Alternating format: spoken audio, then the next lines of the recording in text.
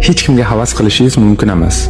Siz bir odamni ko'rasiz, uni erishgan yutuqlarini, yaxshi kayfiyatini, hozir sizga ko'rinib turgan zo'r tomonlariga e'tibor qaratasiz va aytasiz: "Men ham shu odamga o'xshasamidi?" Umumiy olganda siz "men ham shunday bo'lsam edi" degan narsani so'radingiz. Muammo ham aynan mana shu joyda. Siz qarshingizdagi odamni aslida qanday ekanligini aniq bilmaysiz. Uni oilasida qanday muammolari bor, sog'ligi qanday, kimlardan qancha qarzi bor, qanday og'ir mas'uliyatlari bor, boshidan qanday qiyinchiliklar o'tgan. Siz bularni bilmaysiz. Bilmaysiz-u, lekin mana shu odamga o'xshashni so'rab bo'ldingiz. Endi qarshingizdagi odamni qolgan siz bilmaydigan tomoni ham sizga o'tishni boshlaydi. Siz bunga tayyormisiz?